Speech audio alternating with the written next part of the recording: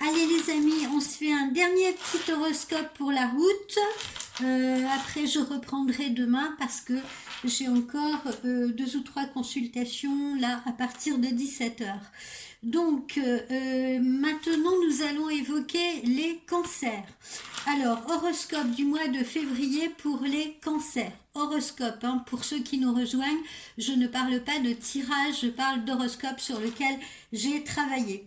Alors l'horoscope du cancer au niveau relationnel, au niveau sentimental, au niveau familial. Février est un mois de Saint-Valentin pour vous les cancers.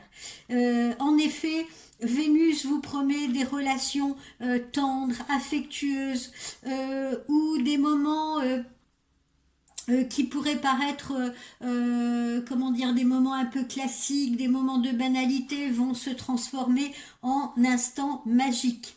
Vous, cancer, qui êtes plutôt généreux, vous allez recevoir en retour. Vous allez recevoir en retour toute l'affection que vous pouvez mériter. Et c'est mérité. Autour du 15 février, donc le lendemain de la Saint-Valentin, c'est encore plus chaleureux. Et là, vous allez carrément planer. Vous qui avez souvent la tête dans les étoiles, qui êtes très proche de la lune, et bien justement, vous allez avoir la tête dans les cieux. Ensuite, en revanche, ça se dégrade un petit peu autour du 20 février. En effet, ça devient un petit peu plus tendu. Voilà. Mais enfin, rien de grave et rien d'alarmant pour autant.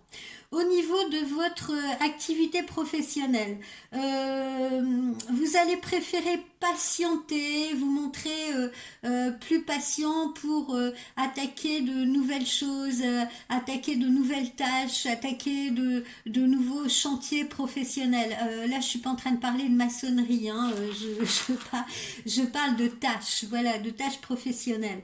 Vous allez patienter, vous allez, parce que on vous recommande un petit peu de rester sur les rails ou sur la rampe de lancement pour le moment. D'accord? C'est pas encore, le moment n'est pas encore venu de passer à l'action.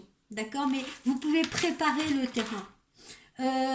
Ensuite, après le 15 février, je sens qu'il y aura une tension à régler avec quelqu'un, probablement un collaborateur, un collègue. Là, je suis surtout sur le plan professionnel, très peu sur le plan sentimental. Je vois plutôt un adversaire professionnel, quelqu'un qui vous jalouse un peu ou quelqu'un qui se sent en rivalité avec vous. Pardonnez-moi. Vous allez pouvoir, comme on dit, percer l'abcès, crever l'abcès avec cette personne.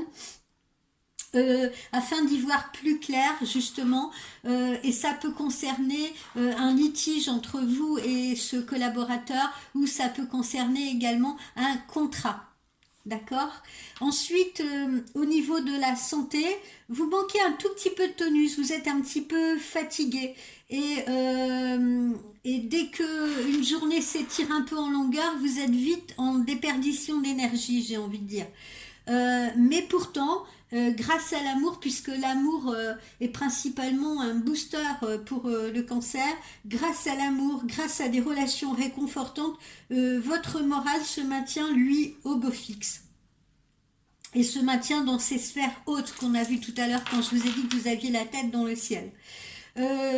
Respectez bien, amis cancer, respectez bien vos heures de sommeil, même si vous préféreriez faire autre chose de vos nuits, parce que les cancers sont souvent les enfants de la lune, aiment bien vivre la nuit, hein, vivent un petit peu décalés par rapport aux autres. J'en sais quelque chose pour être moi-même cancer. Je sais que très peu d'heures de sommeil nous suffisent en principe, mais voilà, il faut savoir éteindre la lumière à un moment donné, et il faut savoir se reposer, comme je le dis souvent, et je suis la première à me le dire.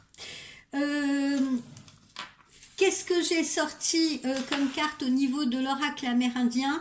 J'ai sorti la mer du blé. Regardez comme elle est jolie, la mer du blé.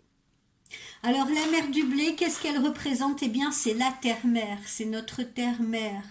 On raconte qu'elle produit le blé en frottant son corps.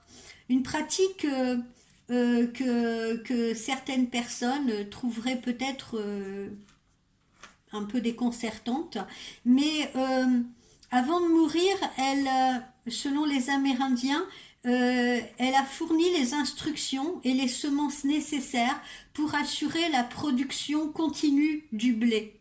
Donc son image est évidemment associée à cette céréale qui donne la force à l'humanité et qui garantit sa fécondité et qui garantit sa continuité.